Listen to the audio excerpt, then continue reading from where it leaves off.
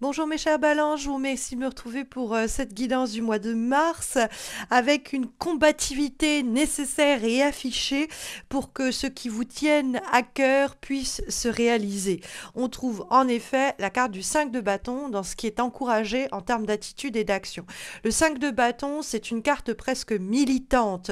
C'est l'idée de combattre les opinions qui ne vont pas dans votre sens, ne pas vous laisser intimider par les gens opiniâtres et par les chiens qui aboient mais ne mordent pas.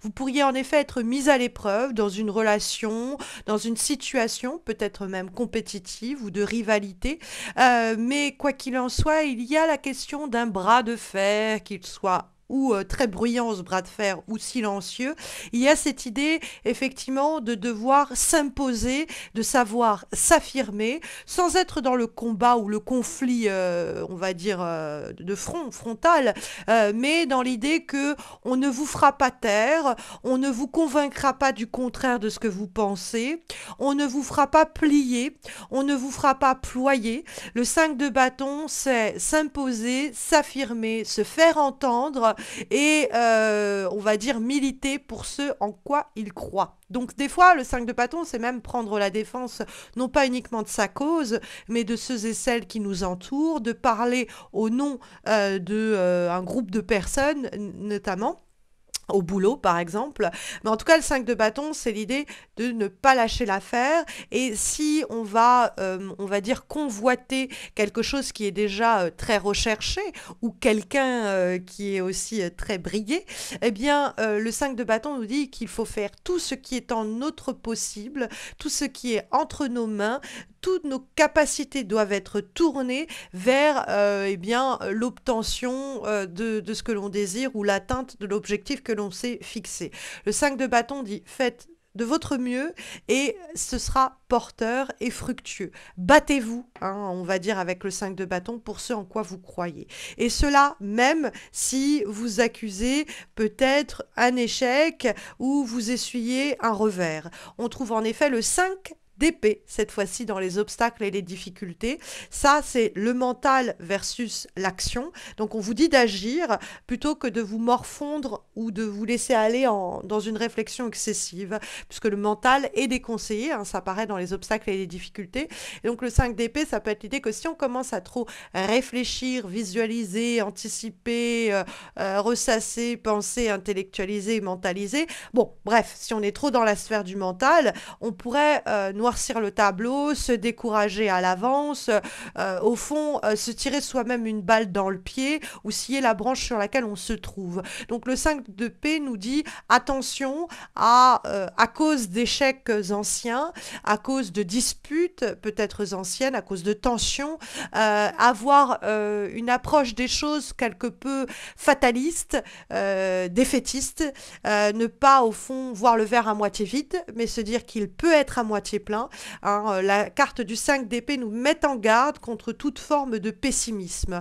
Elle nous dit au fond que même si on a essuyé des échecs, même si on a perdu une bataille, la guerre reste à être remportée. D'accord? Donc il ne faut pas se morfondre et puis il ne faut pas se laisser absorber, happer par des conversations stériles, des disputes peu fécondes et des dialogues de sourds. Hein. Il faut plutôt agir que pinailler, que discuter avec des personnes qui ne veulent rien entendre. Agissez, vous aurez plus de résultats à la clé.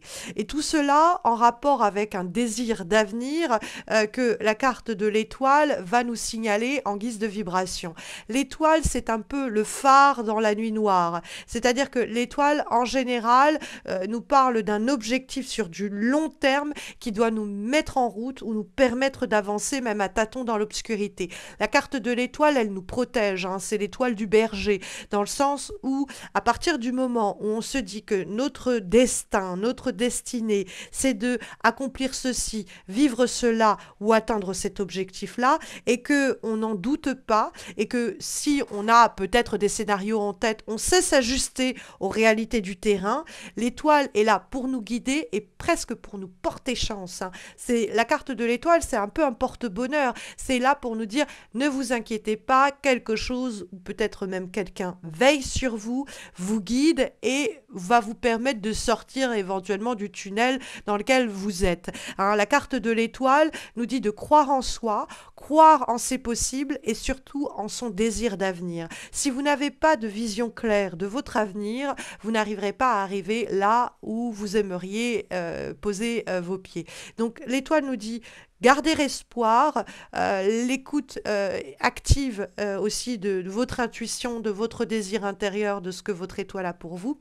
Vous avez aussi peut-être un cercle amical, une personne qui peut en particulier, plus spécifiquement, vous aider à vous accomplir. Ça peut être, mes chers balances, éventuellement un signe de terre, Vierge, Taureau, Capricorne, qui, cette personne-là, peut vous suggérer des choix, des solutions, sur un plan très concret et matériel, peut vous apporter son aide, son écoute ou son soutien pour vous aider à être combatif de la façon la plus éloquente et la plus fructueuse et concrétisante possible.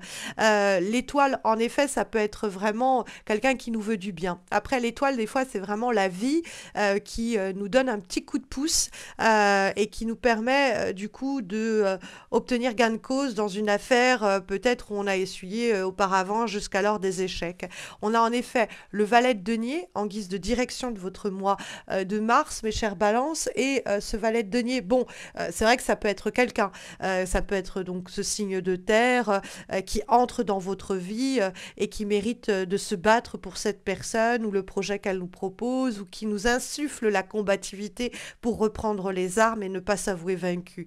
Mais le valet de denier, ça peut être pour cette personne que l'on va remonter les manches et travailler à atteindre le rêve en question. Après le valet de denier, je dis toujours avec cette carte qu'on a de l'or au bout des doigts. C'est-à-dire qu'avec l'étoile, on peut avoir des talents cachés, des compétences endormies qui ne demandent ces talents qu'à être révélés. Et le valet de denier, ça nous dit que vous avez un fil d'Ariane à tirer. Il y a une compétence, une aptitude, une habileté que vous devez aller explorer et vous devez vous montrer combatif à ce sujet parce qu'il y a un avenir possible en rapport avec ce talent-là, ce possible-là, cette envie de construire aussi que le valet de denier peut indiquer et qu'il va ici, en guise de direction, très simplement encourager à la condition qu'on ne s'avoue pas vaincu d'emblée ou qu'on ait réussi avec le 5 d'épée à se relever des échecs passés, en retenir peut-être d'ailleurs certaines leçons qui vont participer à mettre en œuvre l'atteinte du futur que l'on veut mettre sur pied. Hein, c'est des rêves sur du long terme qu'on va commencer ici à façonner. Comme avant-dernière guidance pour les semaines qui viennent, mes chères balances, nous avons une lame issue de l'oracle d'Adrian, un oracle français que je vous présente dans une vidéo Flip Through qui va apparaître en suggestion à la fin de cet horoscope, et nous avons la carte de la lune. Alors il faut savoir que la carte de la lune est à associer pas mal à la lune telle qu'on la comprend dans le cadre du tarot, c'est-à-dire qu'elle est associée aux émotions, à l'inconscient, à l'intuition, et c'est une carte qui nous dit d'être en profonde connexion avec vos émotions et l'intuition, ce qu'elle peut vous transmettre. Hein, c'est l'inconscient qui va quelquefois parler à travers les rêves ou l'intuition qui va parler à travers certains signes et qui va vous aider à faire les bons choix, qui va vous aider à vous dire en fait ce rêve que j'ai en moi, il est apporté à la condition que je me batte pour cela et que je ne m'avoue pas vaincu si j'ai essuyé quelques échecs. Hein. Dans le cadre amoureux, c'est faire davantage appel à votre intuition avant de vous laisser emporter par vos émotions. Pour les gens en couple, c'est comment votre clairvoyance peut jouer un rôle important dans votre relation, c'est-à-dire que vous pourriez avoir une plus belle et grande connexion. Quand on est à la recherche d'un emploi, cette carte nous dit que vous êtes en quête de trouver une activité qui répond à vos aspirations profondes et qui résonne peut-être même avec votre intuition, avec votre clairvoyance ou qui va permettre peut-être l'expression de votre imaginaire, de votre côté artistique. Et pour ceux déjà en activité, comme pour d'ailleurs les auto-entrepreneurs, il y a l'idée de laisser place avant tout à vos émotions, vos ressentis pour réaliser vos missions, pour atteindre vos objectifs. Hein, c'est pas l'idée de se perdre dans les rêves, hein. C'est l'idée que votre intuition peut vous éviter des désillusions, écarter peut-être aussi des rêves inatteignables et vous mettre en rapport avec des décisions plus éclairées sur ce qui est à portée et qui est faisable, concrétisable, hein, le valet de denier nous l'indique également. Et comme dernier message, dernière guidance pour les semaines qui viennent, nous avons une lame issue cette fois-ci de l'oracle l'essence de sorcière et nous avons la carte de l'amour. Alors, elle peut être mise en rapport avec le tirage que nous venons de faire. Ça peut être aussi l'idée qu'il faut avoir de l'amour propre, de l'amour de soi, hein, de l'amour pour soi, et que c'est aussi un moteur qui va nous permettre d'atteindre les objectifs parce que si on s'aime soi-même, qu'on se respecte, on veut le mieux pour soi, on va se diriger vers ce qui est bon pour nous.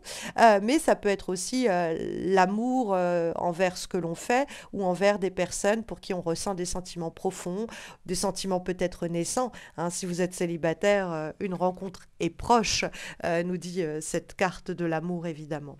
Voilà les recommandations. D'ailleurs, sur le plan affectif, si vous avez des questions, sachez que j'ai réalisé 2 guidances intuitives, l'une pour les célibataires, l'autre pour les personnes en couple. Ces 2 vidéos vont apparaître en suggestion à la fin de cet horoscope. Et j'ai aussi fait des horoscopes amoureux pour l'année 2024. Vous verrez également leur playlist apparaître en suggestion dans quelques instants. Sachez qu'avec cet horoscope, ces horoscopes de Mars, je fête mes 9 ans à vos côtés. Ça fait 9 ans que mois après mois, je vous présente ces horoscopes sans jamais faillir, quoi qu'il se passe dans ma vie. Donc le moindre des messages, des commentaires, des likes ou des abonnements qui viennent nourrir mon travail depuis la décennie qu'on est sur le point de démarrer ensemble, eh bien, vient me booster, me motiver, m'encourager. Donc n'hésitez pas à liker cette vidéo, à laisser un commentaire, à vous abonner si vous ne l'avez pas encore fait. Vous pouvez me retrouver aussi sur Insta et Facebook pour des guidances hebdomadaires. Vous trouverez les liens de mes pages Facebook et Insta en descriptif de cette vidéo. Dans la description de cette vidéo, vous trouverez également un lien vers mon site missmojorising.com par lequel vous pouvez passer si vous souhaitez une consultation en direct avec moi, recevoir un tirage personnalisé, vous former même au tarot à mes côtés ou suivre une thérapie psychomagique avec moi. Je vous souhaite à tous et à toutes une très belle entrée en saison printanière, mes chères balances. Prenez bien soin de vous et puis à très bientôt, en tout cas je l'espère.